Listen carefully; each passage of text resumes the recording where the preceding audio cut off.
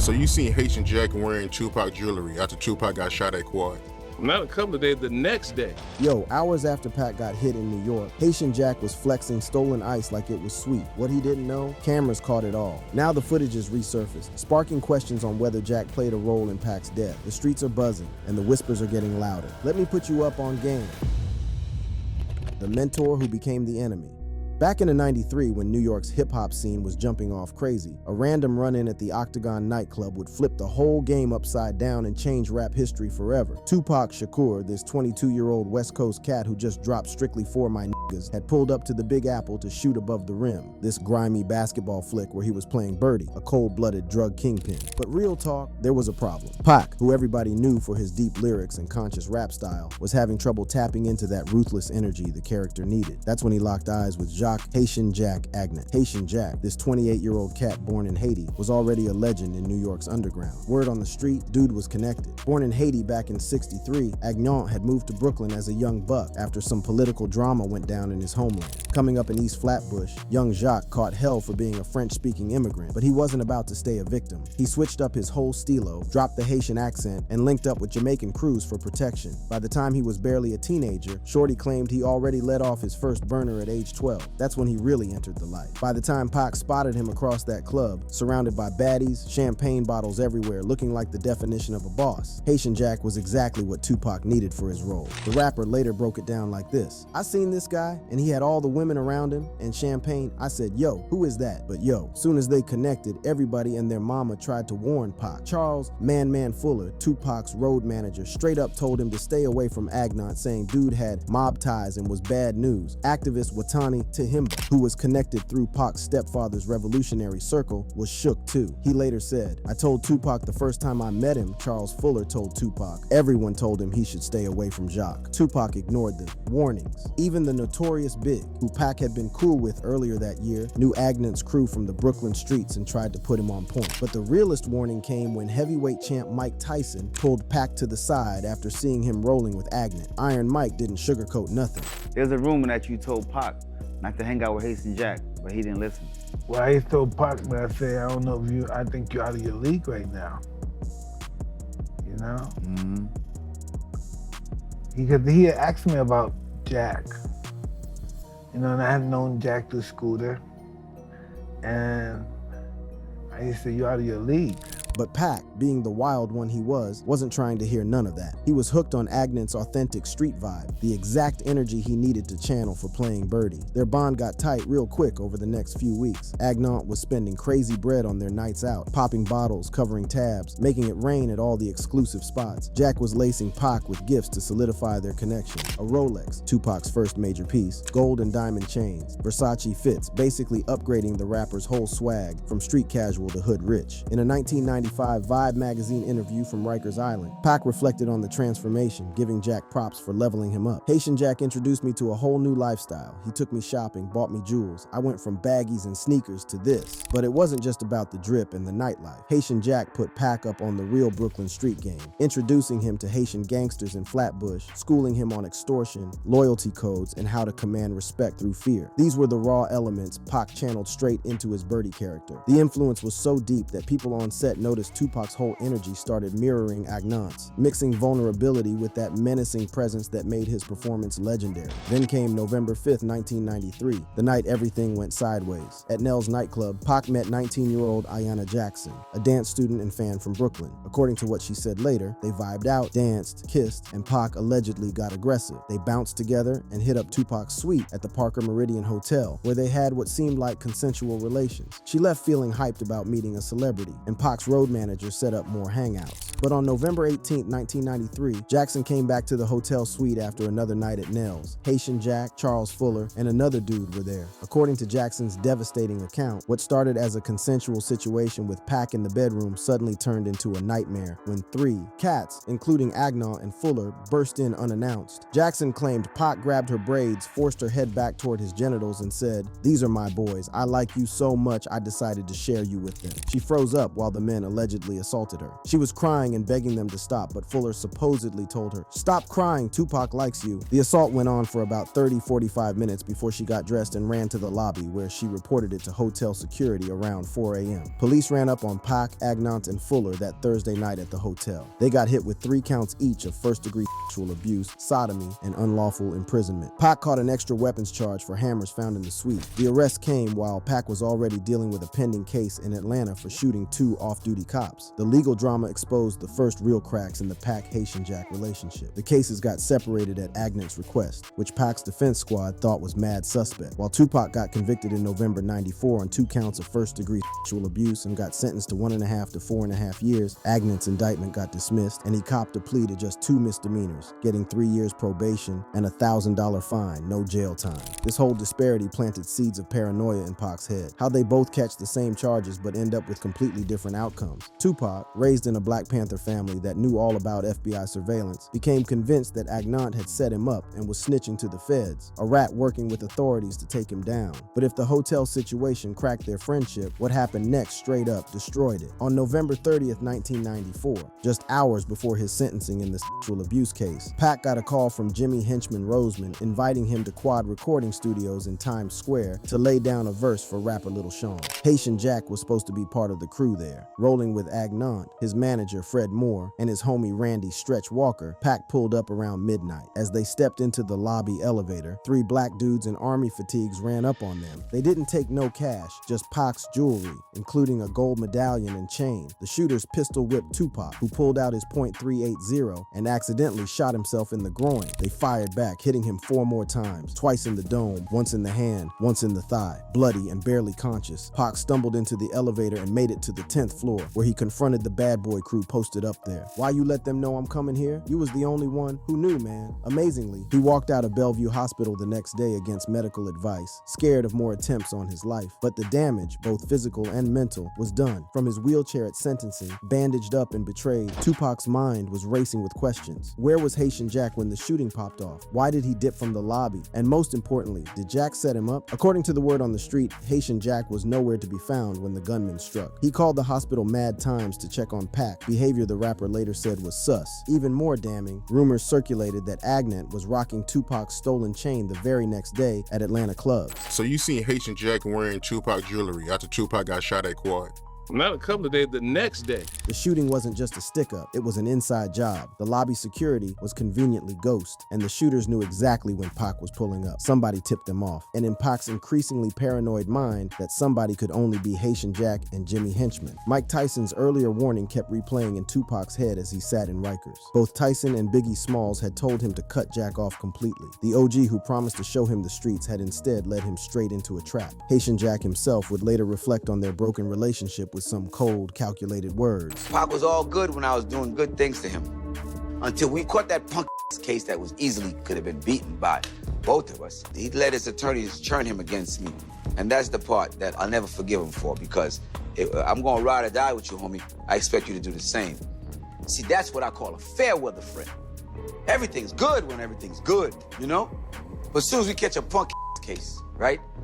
You start telling me, oh, I can't talk to you, my attorney. The bond that began with champagne and Rolex watches in the glittering lights of New York's nightclubs had devolved into mutual accusations of betrayal, and this was just the beginning. Diss tracks, death, and a legacy of controversy.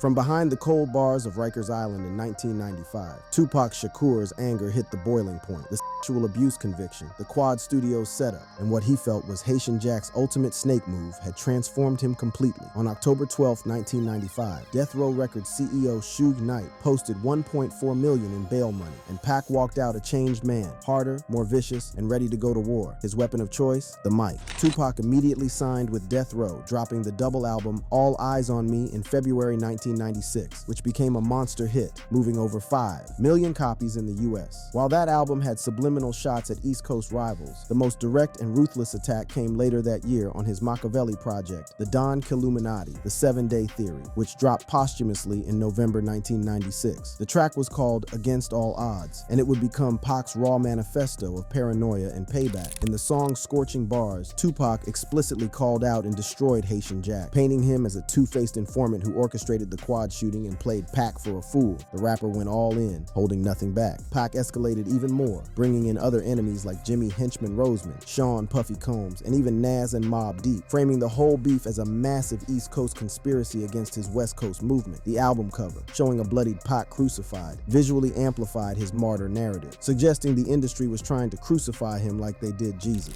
Against All Odds wasn't just a diss track, it was Pac publicly executing his former homies. He alleged Agnant profited from introducing him to grimy nightlife scenes, then betrayed him by cooperating with the feds in the sexual assault case. Claims rooted in Pac's belief that Agnant's testimony helped lock him up, while Jack walked away with a slap on the wrist. The accusation that cut the deepest, that Haitian Jack was a federal informant, a snitch in street terms, the ultimate violation in hip-hop culture. In the world they both lived in, being labeled a rat wasn't just disrespect, it was a death warrant. Haitian Jack, hearing the track for the first time after Pac's death, was crushed. Being called a snitch came from Suge.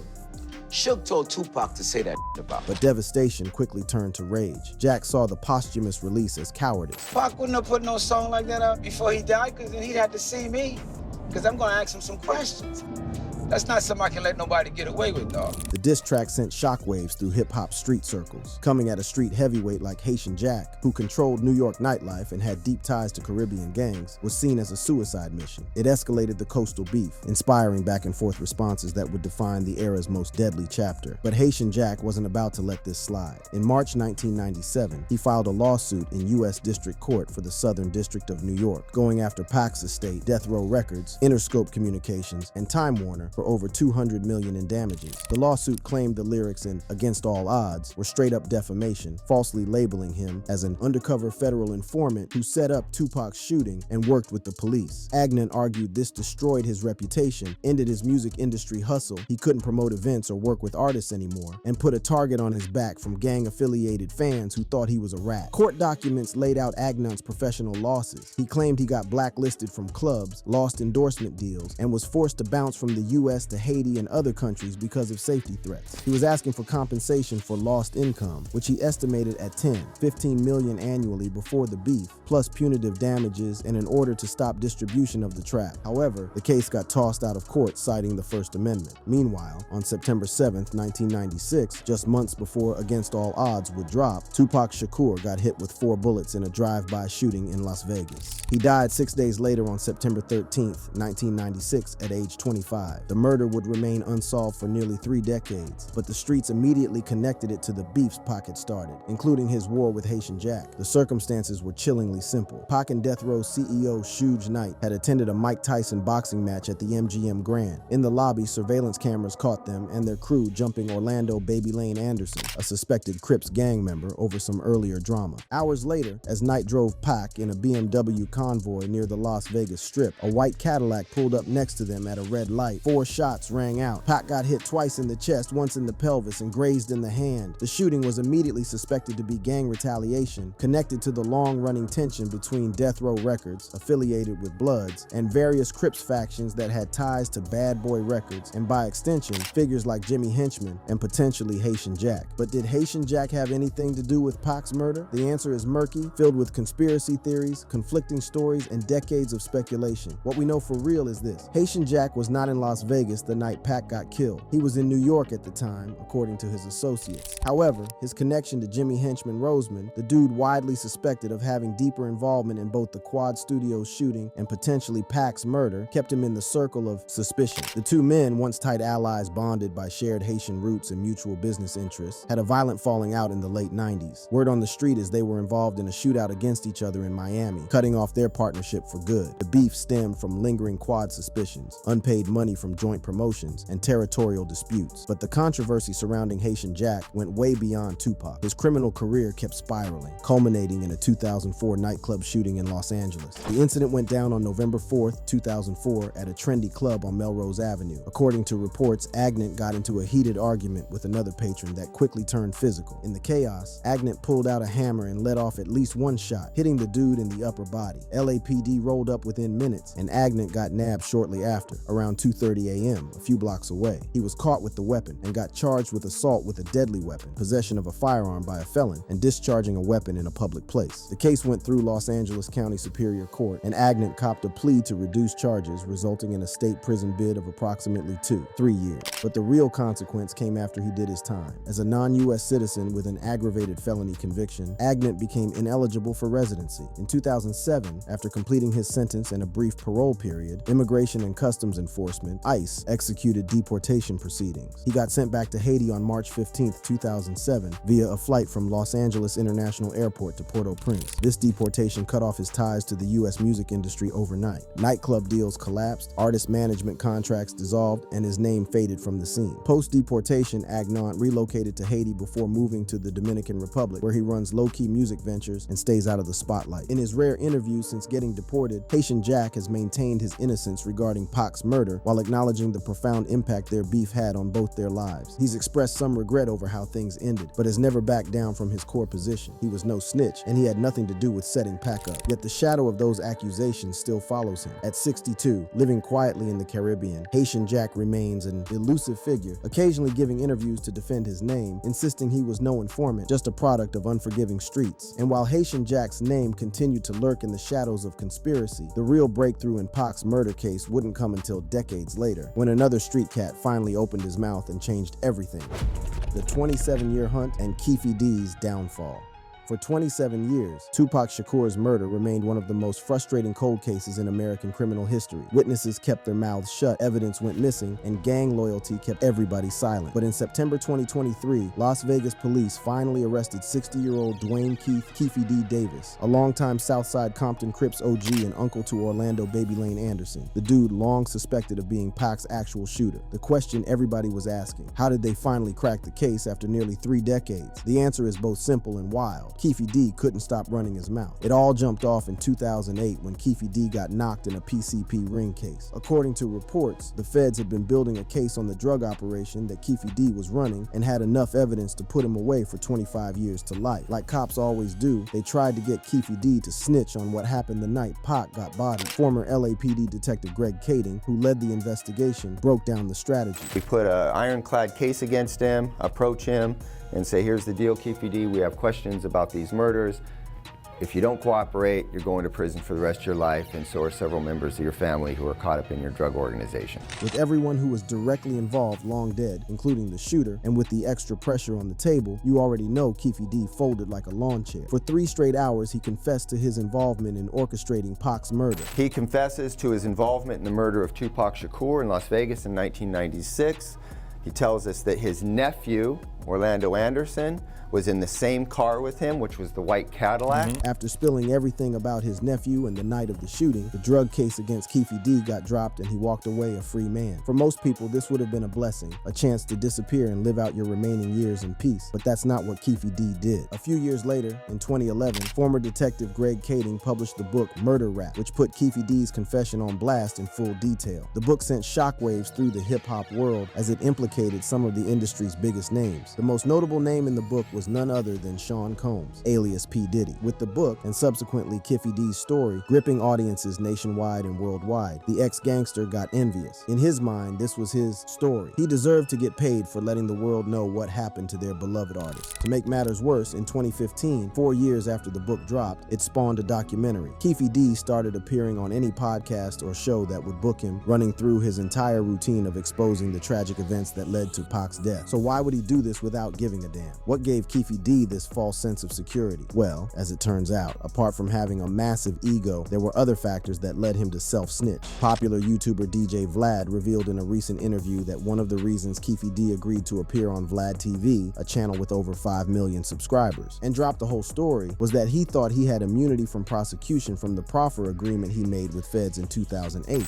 I think that he believed that he had a level of immunity when he did the proffer agreement. It's important to understand what a proffer agreement actually is. A proffer agreement is an agreement between the feds and a defendant that ensures government attorneys will not use any statements the defendant makes during an off-the-record interview against them in later proceedings. Keefe D should have consulted with his lawyer before hitting up interviews thinking he had blanket immunity. What Keefe D didn't understand was critical. While his words to the feds in 2008 couldn't be used against him, anything he said outside that interview room was fair game and would be used to prosecute him. If convicted, Keefe D faces life in prison without the possibility of parole. The prosecution's case relies heavily on Nevada's conspiracy law, which holds conspirators equally liable for crimes they helped commit. While Keefe D didn't pull the trigger, recent grand jury testimony from Crips affiliate Denvana Lee pointed to DeAndre Big Dre Smith as the actual shooter. He allegedly orchestrated the hit, secured the weapon, and was present in the whip. And what of Haitian Jack's role in all of this? While he was never directly connected to the Las Vegas shooting, his presence looms large in the events that led to that fatal night. The sexual assault case that destroyed Pac's trust, the Quad Studios shooting that fueled his paranoia, the network of East Coast figures, Jimmy Henchman, Diddy, Bad Boy Records, all connected, however loosely, to the street cat who once mentored him. In interviews since his deportation, Haitian Jack has maintained his innocence while acknowledging the role he played in Pac's life trajectory. He didn't pull any triggers in Las Vegas. He wasn't there, but the seeds of distrust, paranoia, and betrayal that he helped plant, intentionally or not, grew into the deadly situation that popped off on September 7th, 1996. As the hip-hop world waits for Keefe D's trial in February 2026, one thing is crystal clear. The full story of Pac's murder involves a complex web of gang beef, industry drama, street codes, and broken loyalties. Haitian Jack, Jimmy Henchman, Keefe D all played their parts in a tragedy that could have been prevented at multiple points. The mentor who became the snake, the streets that swallowed their children, the unsolved murder that haunted a generation. 29 years later, some answers are finally coming to light, but the complete truth may never be known. If you enjoyed this video, click on the boxes playing on your screen to check out similar content.